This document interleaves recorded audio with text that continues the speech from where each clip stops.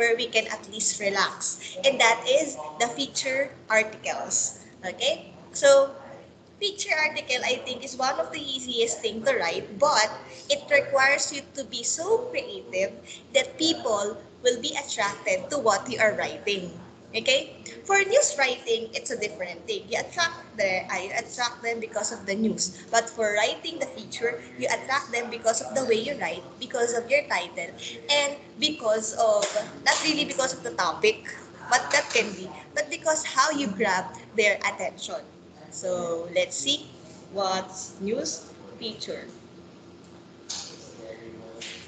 So first, can you please read and somehow explain it? Sige, let's start with Sally. Are you there, Sally? Can you read and explain? Just a bit explanation lang. Articles written in greater clarity with more incidental detail and straightforward news stories or news analysis. That's meaning nun, just a summary map of important details Mm-hmm, more yes. news. Okay, very good. Thank you, Sally. So, the news, okay, for example, a hard news is like very brief, di ba? Sabi nga natin, it only answers who, what, where, when, and it's a good news. Now, when we have the feature article, it gives an in-depth understanding about the news. Kasi when we write a news article, it's just the surface knowledge. But when we create a feature article about that news, we will go in depth, we will add more information that is not written from the news article. And then, second, let's have Mr. Plaza. They combine facts and information with human interest and color. Can you please explain it?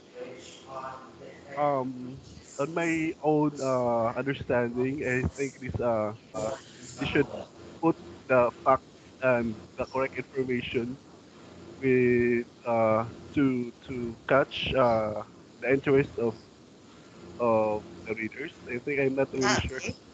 Mhm. Yes, that's correct. Thank you, Mr. Plaza. That's correct that what you write should be true and factual. And it is almost the same with news because news are purely factual. But then sometimes news can be boring because you are just straightforward to what you are doing. But with feature article, you have the freedom to somehow give colors. When we say we give colors, we become creative. Okay, you're not just being too brief, you're not just being too straightforward or direct, but for feature, pwedeng mapalabok. Okay, so that's it for feature article. You give color to what you are writing. And lastly, Anna, for number three. Feature writing are more personalized and more descriptive. Um, I can explain this words that feature writing can include the emotions of the writer or the way he or she would creatively put emotion on that article. Yes, correct. Thank you, Miss Anna. It's like something like we can add adjectives with feature article. That is something that we cannot do with the news. Diba? As much as possible, we avoid using beautiful, handsome, something like that, or giving descriptions. Okay, that are sometimes biased. But for feature, we can somehow be biased because we are like giving attention, for example, with a certain subject, and we can say that we are romanticizing that subject or that person. Okay? So that is for feature article. So as what I am saying, news versus feature, there's a difference between the two. So news analysis has a more rigid structure. What we discussed from the previous lessons that we had is that we really follow the inverted pyramid, the most important and then the less important. And then we have to strictly follow this inverted pyramid or that will not be a good news. However, for the feature article, still it follows the inverted pyramid. But the difference is that the feature cannot be too strict. in terms of following that. Because they can start with a quotation, they can start with a statement, okay? And they can start with a more creative stuff that is something that we cannot do with news article. But don't get me wrong, news analysis also has this lead that gives quotation, right? There's a quotation with news analysis. It is just that for news, we are more free to give our creative side. Unlike with the news article, we are somehow limited, okay, restricted to be formal and follow a certain structure. Then, in news, a story can develop at a more leisurely leisure, relax, di ba? And in more discursive style, like discursive, parang kung saan mo gusto mag-focus. Parang, kasi sa news, formal nga eh, di ba? Parang kailangan strictly ganito yung structure. But in news kasi, i-develop mo yun, madadevelop mo siya through feature. And then, meaning of a feature can be more personalized. Depende sa'yo kung anong gusto mong type. Okay? Unlike for news article, you have to think, what is the best type of news for this kind of news? For example, may murder. Anong type of news yun? Siyempre, straightforward news yun. Pag may murder, hindi ka magko-quotation. Diba? It's not a good thing. And then, for example, may speech si Rodrigo Duterte. Of course, you will have a quotation. Okay, a quotation lead for that, a quotation news writing. But for feature, there are various ways to be creative. Okay? And then, sorry, what happened? Okay? Feature articles offer the reader a soft way. Okay? A soft way in giving a story. When we say a soft way, it is like you're telling to them that, wait, we have to make it like more calm, okay? The story is too much, okay? Because you're just giving information, diba? It's like when you have this information overload, it is like that. Parang sa news, you're getting information overload. Somehow, the feature article, yun nga, yung breathing space nyo, that you deliver the news na mas okay yung delivery. Hindi yung tatlo patay, apat sugatan, di ba? Ganun yung in news article. But for feature article, somehow, they can make it more creative. Like, the body of a person who was allegedly, may may palabok pang word. But in news, you cannot do that.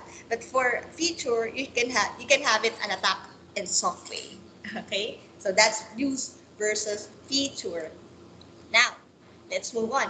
Characteristics of feature writing. I want you to also read and explain this one. Miss Jeneline Abao, can you read and explain? Purpose, convey serious information in an engaging and emotive manner. Parang Mm-hmm. yung feature writing man, although this is a feature that kailangan maging creative ka, kailangan pa yung mga information na i-insert mo dito sa feature article. Kailangan pa serious and informative. Mm-hmm. Okay, that's good. Very good. Thank you, Miss Abao. Second, well said. Miss Mary Grace Alito, read and explain.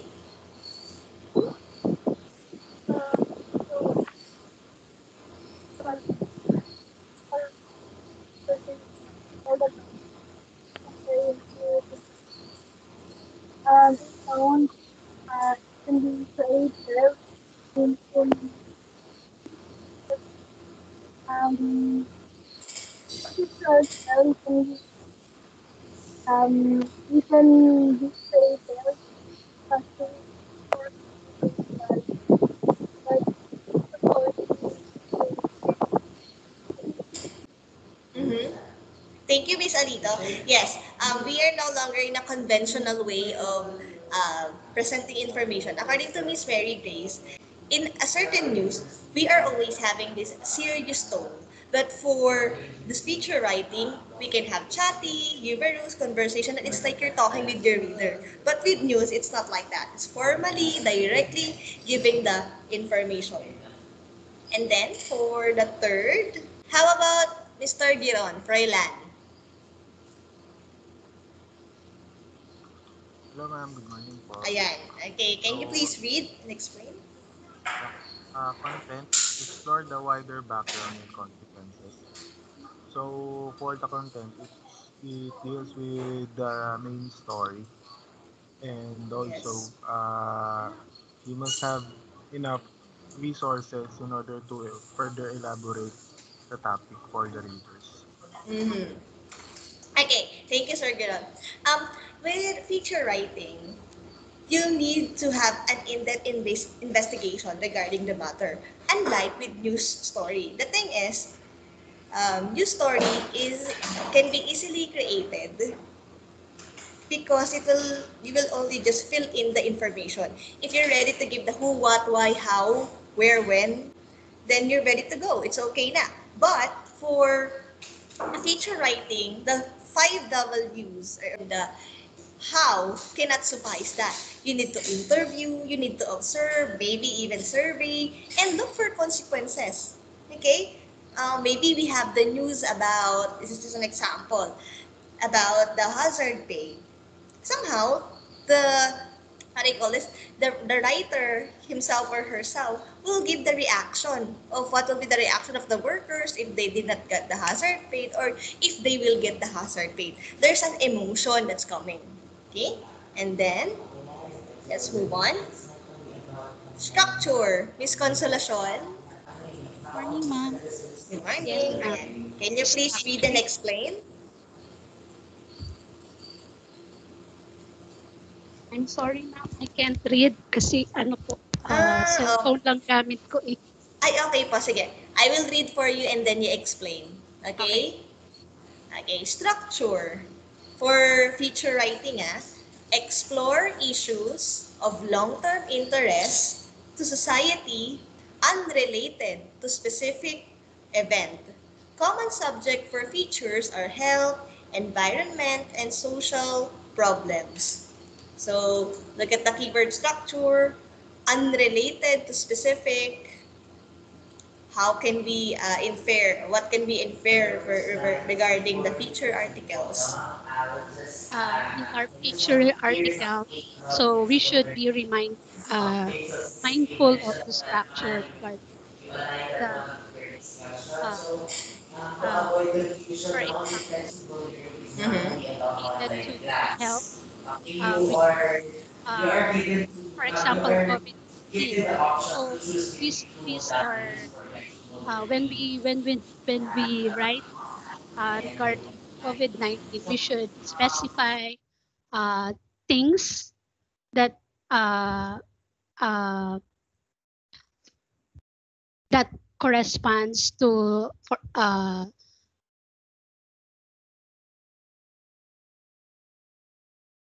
the article itself. So from where or what or how we should avoid something like that. Sorry.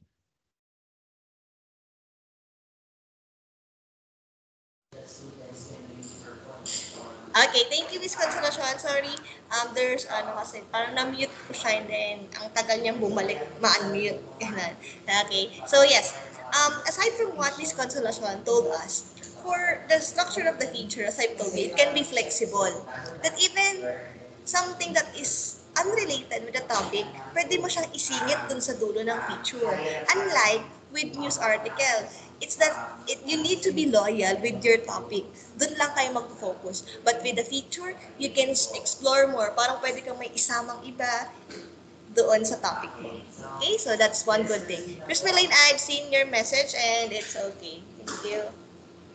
So, again, these are the four characteristics of a feature article. A feature article can be um, stated as an article can be say that it is a feature if it has a purpose, tone, content, and structure. And each of the purpose tone content structure has their description. Even other articles have this purpose tone content structure, but only the feature article can have the purpose that needs emotive manner, that has a tone that can be chatty, that has a content that explore wider background, and that has a structure that can include unrelated to the topical event. Okay, so I hope you're getting it. So let's move on. The composition of feature. So how does it look like? By the way, in feature article also, you can also include their poetry, okay, essay, or short story. I wanted you to like create a feature writing that has something to do with the event at school. Okay, so what is the composition of the feature? Feature lead is anecdotal and colorful. Of course, you can narrate a story and then narrate it in a way, pwedeng pabaligtad mo i-narrate. Or kaya, pwedeng mag-explore ka ng iba't ibang structure on telling a story. And then, the significance of the story is provided in the not paragraph. A feature article has this not paragraph. This is an important term, guys, for feature article. A not paragraph already told us why is this article important. And when you write a feature, kailangan yon. It can be 1 to 2 sentences only. And this is already a not paragraph. You're telling the readers implicitly or maybe explicitly that this article is important. Then, the body. So you see how is it formed. First, we started with the lead. Like news article, it has a lead. But we can be creative in terms of the lead. This lead should be attractive to the readers. And then second, the not paragraph. Third is the body itself, like you explain, you give more in-depth analysis. So it educates, entertains, and ties the reader to the story. And last, feature not only begins with color, as it ends with color. Like how you started your feature article powerful, you should end it powerful also. Remember, when readers end, for example, when the readers end your article, yung tatatak sa kanila, yung huli mong mga sinabi. Di ba? Even you, when you read something, ay yung tumatatak sa inyo, masasabi nyo na maganda yung book. For example, a novel is good if the ending or if you're satisfied with the ending. Okay? So, that's it for the feature article. So that's how you write one. We do not really have this structure, like rigid structure, because as I've told you, you're free as to what do you call it, as to how creative you can be in terms of writing. So, what are the characteristics? How can we say that a feature article is a good one? So, it may inform, instruct, or advise. So, see, you cannot give advices with news. Okay? Here, you can give advice. You can give your personal take regarding something. But, the main purpose is to entertain. A feature article cannot be called a feature article if it does not entertain or attract the readers.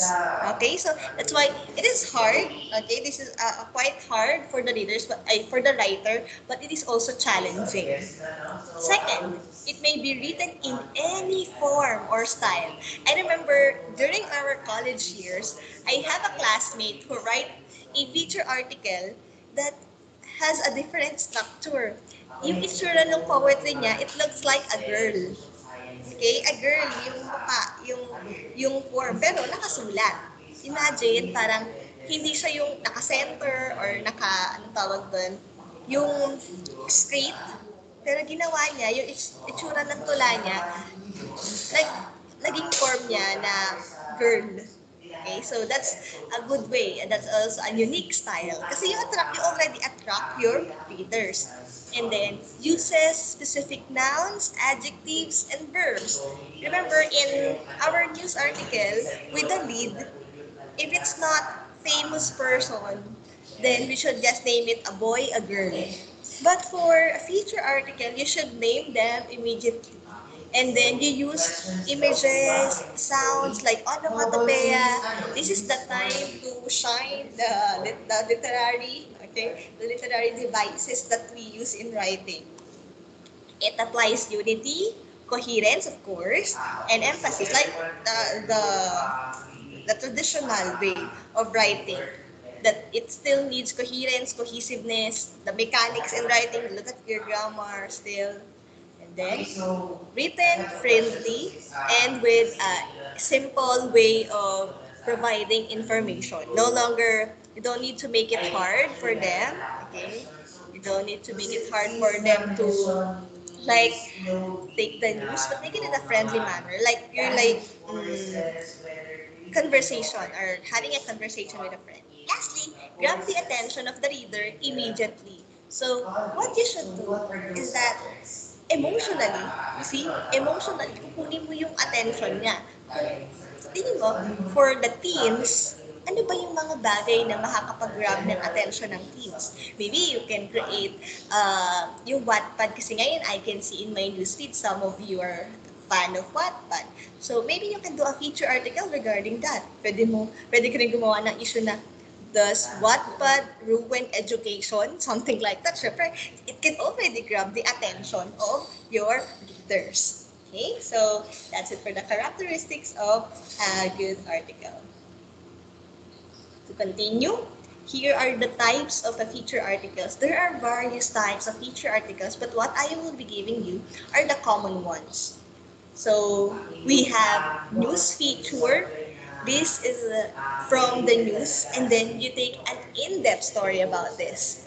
Interpretative news. When you say interpretative or interpretive, it depends. Interpretive or interpretative feature. This is it analyzes the facts on the news. Somehow it can be a news feature, but then for news feature kasi, still para siyang news, pero in-explain mo lang elaboratively. Pero sa interpretative news, magbibigay ka ng personal take. Okay, magbibigay ka ng personal take. What are the possible consequences given that news? Okay, so that's interpretative feature. Now, straight feature, this is like a news. Okay, a news pero interesting yung story niya, hindi siya newsworthy. Ano ba yung mga magaganap? Yung aso, about lang naman sa aso. Two-legged dog.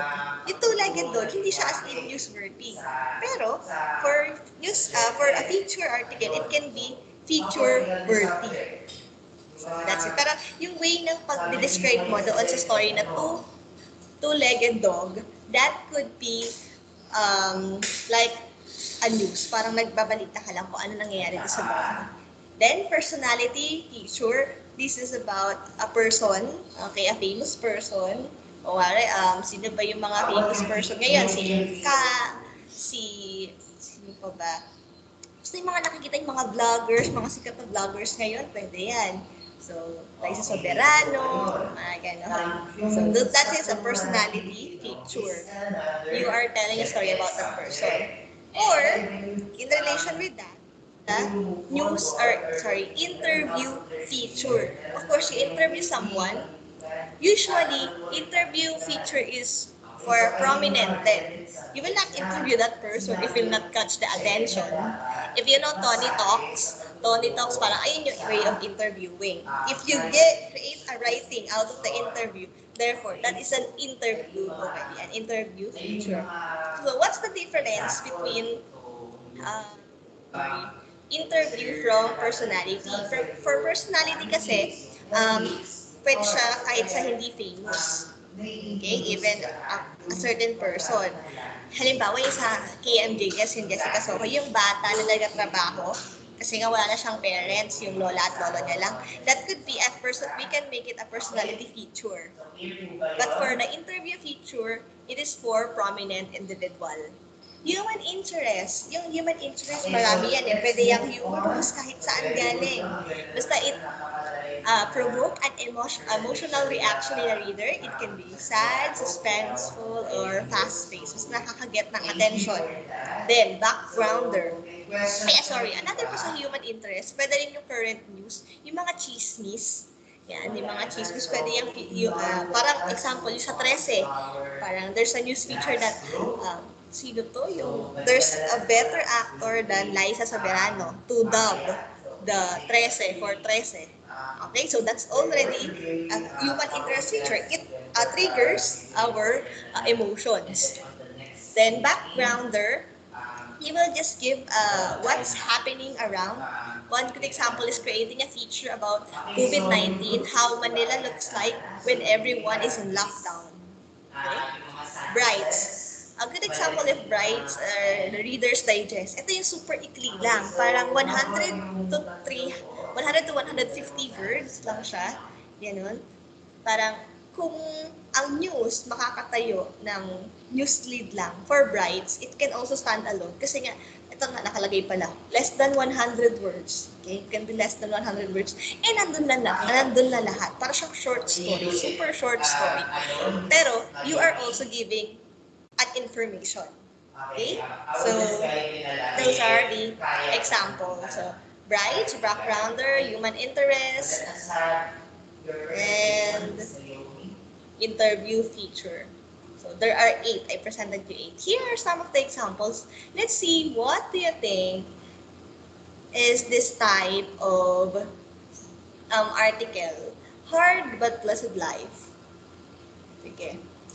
I want you to read it and think, what type of feature article is this?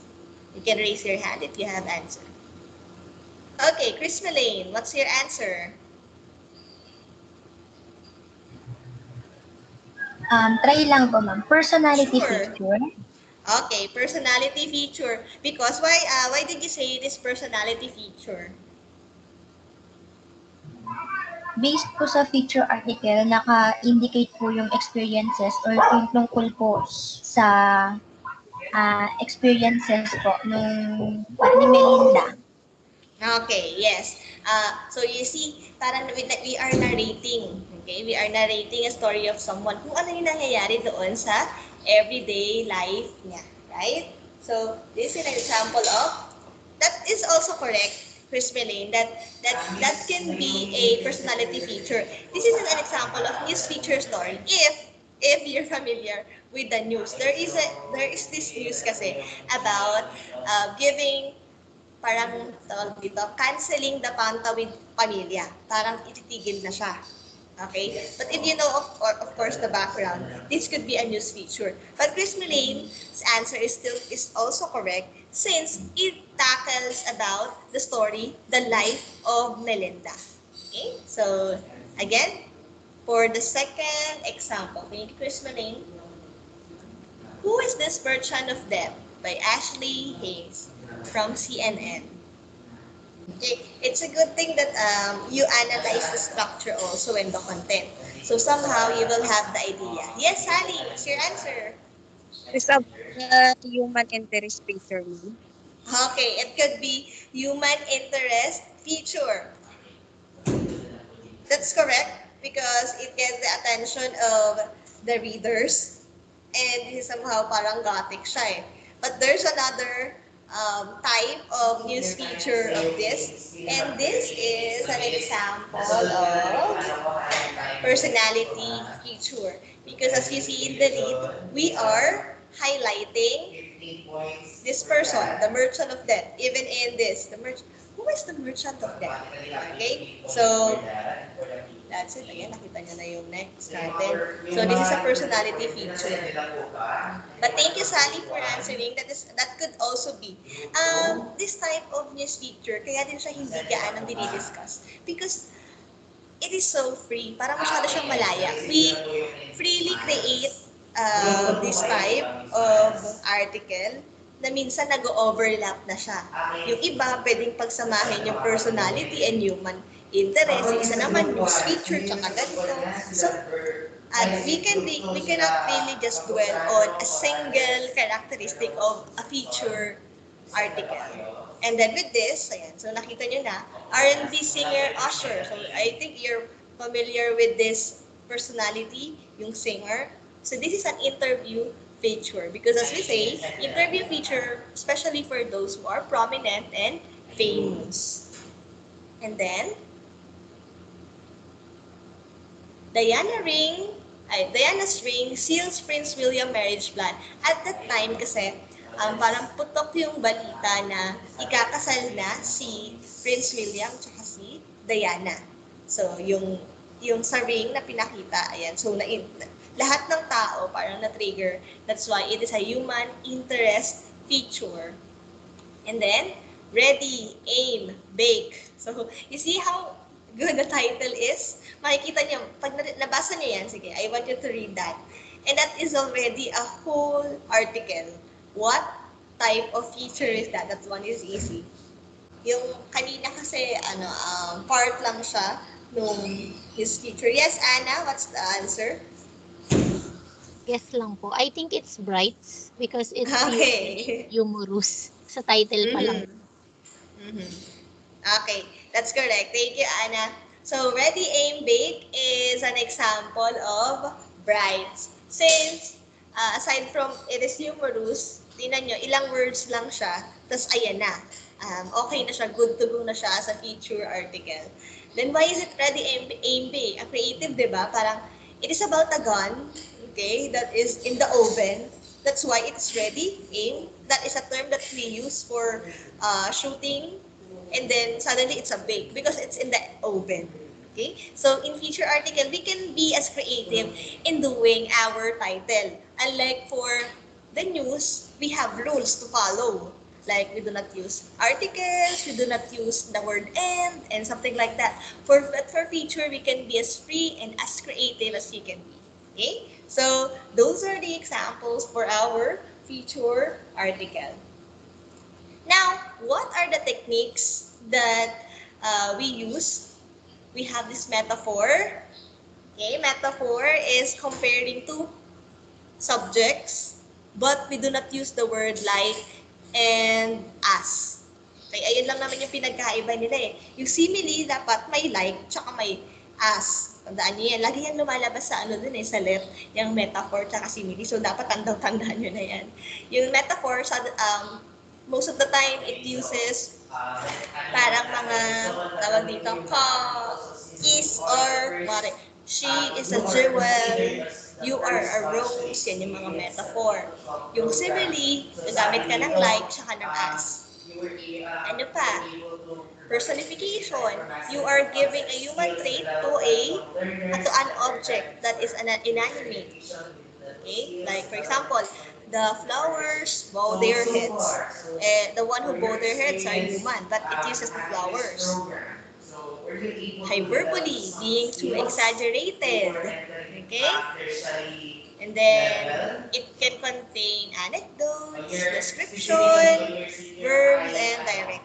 So, these are some feature techniques that we can use in writing. Now, these are the type of lead. Okay, so, meron din tayong iba't ibang type of lead. So, it's up to you which to choose. We have the summary lead. When we say summary lead, it summarizes. It's like a news picture, but more creative, ha? Narrative, you're narrating a story. You remember the Melinda story a while ago? That is a narrative lead.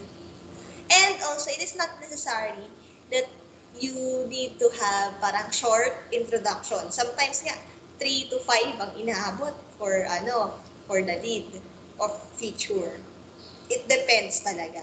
And then descriptive, you are describing what you are seeing. Like for example, the girl is breathing heavily as he go inside the classroom. All of his classmates, all of her classmates' eyes are glazing at her. So, yun, yung mga ganyan. Sinasabi mo yung nangyayari. It's descriptive. Quotation lead. So, you put quotes. Or the question lead. Have you ever tried something like that? And then, will you? Parang something that triggers their mind to read your work. So, types of lead, aside from that, we have also descriptive. Ito, combination. When we talk about the combination, pagsamahin nyo. Gusto nyo pagsamahin yung question sa quotation. Descriptive, tsaka yung narrative. Okay? Staccato, punch lead, and the contrast lead. So, yung staccato, ito yung mga interjections. Like, we put too much emotions, merong mga, wait, oh my gosh, yung mga ganyang term, that's staccato. Punch lead, yung parang sa news article, ang example niyan, the president died. Wow, parang ganun lang. Parang, wow, parang ang effective niya. Even in future, we can do that. For contrast lead, ito naman yung merong good side tsaka bad side kang pinapakita. Yung example natin for news writing dati, while the students are in public school are suffering from lacks of resources, there are these rich people parang immersing themselves to the luxury of life. So it's contrasting. In future, you can do that, but in a more creative, more elaborative manner. So that is for the feature articles. So how do you end a feature story? So we already know the lead, and then the body, it's up to you how you're going to present it. But how are you going to end this? Summary ending. You can wrap up what you have said, like a traditional way of concluding a message. Climax. And your something, I have read this feature article wherein he will tell a story, okay? He tells a story, pero nag-stop siya doon sa rising action. And then after the rising action, what he did is that he explained what's happening. Sa ending, doon niya lang pinesent yung climax. So that is an example of climax ending. Kaya naman, meron din nangyayari yung unending ending. Hindi pa tapos, kinat na. Okay, parang wala, yun na yun. Parang may ganun. So, somehow, it will make the reader crave for more of your articles. Okay, so yung unending ending, it is up to the readers how they are going to end the article. Pero wag yung yung hindi nyo na tinapos, walang tuldok, parang oops, parang ganun. Kung gagawa kayo ng ganun, make sure na part yun, na hindi yun na mistake talaga. Make sure na may meaning kapag hindi nyo nilagyan ng tuldok or kaya dash lang. Diba? So may mga ganun. For example, ang usapan natin, online class. Halimbawa lang to And then, your feature article is about your online, the resources. And then you end your story na nakaganon, na hindi tapos. And somehow, that is an implication na, okay, so hindi talaga okay ang resources niya. Diba? That's a very creative way of writing. You can be good and you can explore more in feature article. Then, stinger ending, like something that stays, okay, with the reader. Pwede siyang nakakabother, okay? Halimbawa, you tell a story of a person who become successful. Like example, I've read a story about, or a feature article. There is this man who is very anxious, okay? Who is very anxious that he and his family will have a cancer because in their place, cancer is very evident. Parang halos lahat ng tao may cancer. Now, 30 years. Okay? 30 years, he becomes healthy, okay? He exercise, but he always worry about it. And then, yung ending niya, ang kulit kasi, the stinger ending is that the man died of heart attack. Okay? So, imagine, nag-worry siya dun sa cancer, but then, dun sa ending, heart attack naman pala yung kinamatay niya. So, that is an example of stinger ending. So, I hope you're getting how a feature story is written because that's how, yung mga binibigay kong example, konti pa lang yan. You can explore you can read other articles. Okay? So, for a strong feature story, remember this, GQSTUDD. Lead, transition, or the quote formula, unique angle, description, you should show, don't tell, and detail. I wanted to emphasize here with the unique angle and the description. For unique angle, look at the aspect that is something that cannot be seen by others. For example, the 13, okay? The 13, the Netflix itself. What other angles can we see? Aside from, many people are already saying, it has a good animation, and then, meron pa nagsabi na, Lascia Soberani is not that good in dubbing. Aside from this, ano pa kayang pwede nating tingnan doon sa Netflix na yon? na makaka-grab ng attention. Meron ako nakita kagabi, yung parang may gwapong aswang. Ayun, may gwapong aswang. That is a good angle. Okay? Ano pa ba? So, may mga ganon. Titingnan niyo yung ibang angle na hindi nakita ng iba, na kayo yung magbibigay. And then description, show, don't tell. For showing, don't tell, it's like minimizing the adjectives, but showing it. Kanina, di ba yung example ko?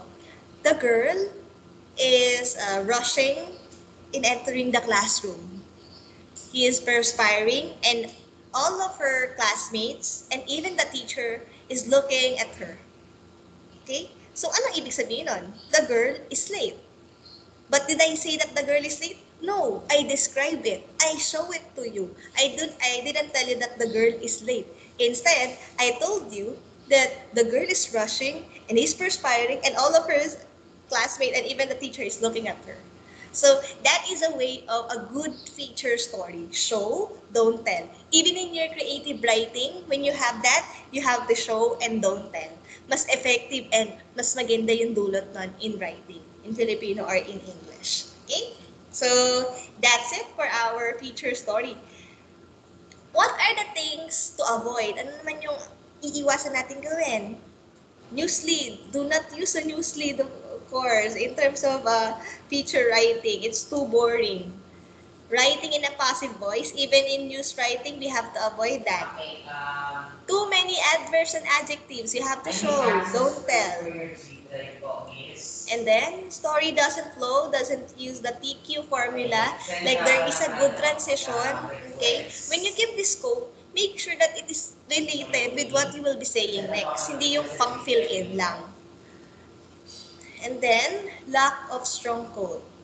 Another thing for feature writing, you have to make sure that there is one-liner. There's a one-liner that you can say that the readers will remember this one-liner. The takeaway of my article. Sa haba ng article mo, wala talaga takeaway, di ba? Sa news article, wala talaga takeaway dyan because it's a news. But for feature article, you have to make sure that there is a one-liner that can be instilled in your reader's mind. Okay? So, let's have a short activity. We still have 20 minutes. So, I want you to write lang naman a feature read and maybe an article, not article, a title about online learning in PCCM. Okay? So, look at angles that maybe is unique.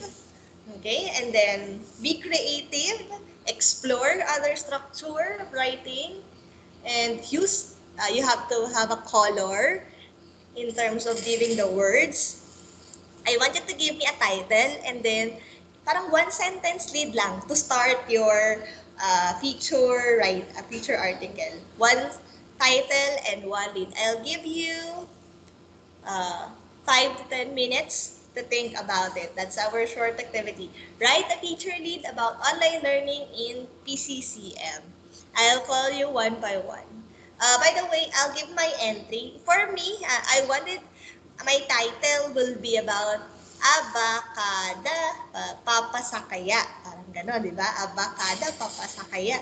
That could be. Or maybe, you can be in narrating, parang nagnanarrate ka.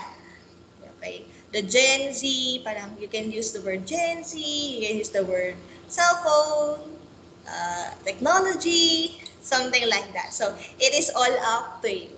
Okay? So, 5 to 10 minutes, your timer starts now. How about Sally? Sally muna. Ayan, yes. Sige. Bandwidth Emily. Online class is amazing. Extra guts cardios a healthy manner would be. Miss Jimenez bear brilliant, full of joy and interest while discussing her subject. Time is no limits beyond when you are in her online classes. It is possible you will miss her. Okay. Again, what's your title, Sally? Sorry, I wasn't able to hear that. What's your title, Sally? A happy band with Miss Jimenez. Wow, thank you, Miss Hari. A happy bond with Miss Jimenez. That's a cute feature. But maybe you can add more with the title. But I like the what do you call that? I like the content itself. It's very colorful. Thank you, Sally. That's a good one. How about Anna?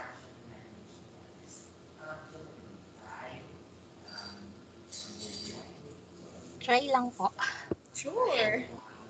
I created two kasi po akala ko pwedeng more than one sentence. My first one is, Yes, yes, it's okay. the title is Sync Up with Synchronous Class. That's a good one. Okay. My the first one that I've created started with a question. Have you ever felt being left behind or cannot catch up and can't be on the same page with others? Yes. Then I changed it to somehow like the news feature. The Hmm? news, Anna, a 30-year-old third-year high school, a third-year student of the Polytechnic College of the City of May Kawayan copes up with flexible learning through attending online classes. Okay, interesting, Anna.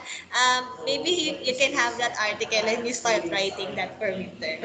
Okay, thank you so much. How about Chris Melaine? Try lang din po, ma'am. Ganyan tayo sa mga try. Ang gaganda naman ng entry. Sige, try. Title ko po, Closed Door Learning. Mhm. Tapos feature lead po, two sentences din po. Okay, it's As okay. PCCM implement flexible learning, students are still in adjustment. It's as if they are battling in war where they could only fight within their houses. Okay, that's a good one. I like the battling part. Okay, the battling part in the houses. Good one, Chris Melaine. How about Freyland? Let's see. Hey ma'am, good morning po. Try lang din Morning. ma'am. Ayun, tayo sa try. Sige. Yung sa akin ma'am, ano po, PCCM tapos Tutuldok. Mhm. No face-to-face class, no problem. Okay, good. Yun po. This tas yung feature dito ma'am. Despite the struggles and internet connection issues, PCCM's online learning system still managed to push its way in giving quality education for the students. One good proof for that is the students that qualified on last SEM's dean's list. Okay, fantastic, Freyland. Pwede na rin yan. I think the PCCM admin will like that. Will like that too. Okay, thank you, Freyland. How about Consolacion? Good morning, ma'am. Try lang din po. Sure. Title learning yung akin pong failure daw education system experimenting online learning. Hello, Consolacion. I think medyo tayo choppy. I wasn't able to hear your title. Maybe you can type it na. Pwede ka ba makapag-type?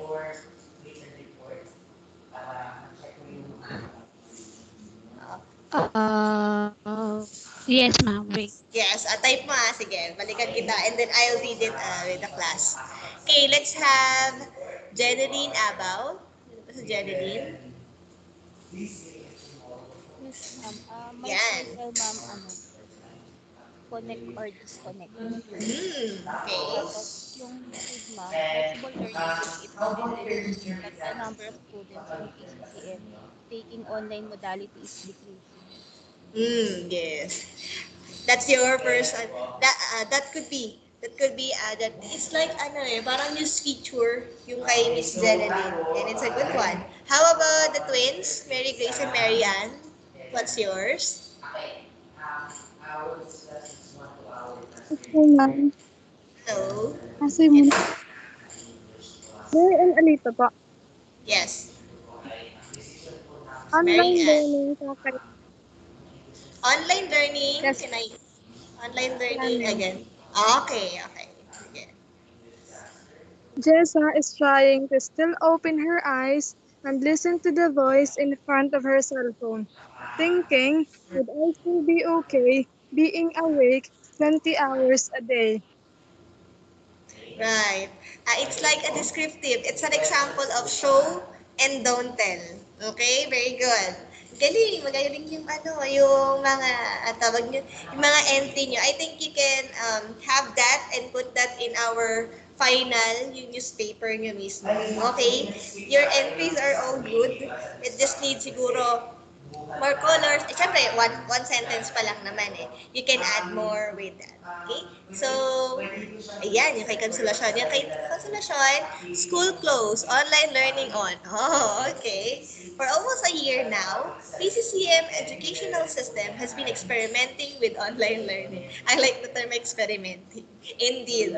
I think all of the school are experimenting. So, well done, English 3A.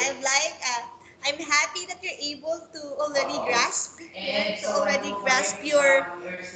you call this feature article, di ba? It's easy, but it's challenging, and at the same time, it is satisfying when you're able to, like, find the correct diction, the correct word for your articles. I hope you learned something today. Do you have any questions, clarifications, violent reaction? Meron ba? Ma'am, kailan po yung pasahan ng Book. ma'am? Bukas for Ilan.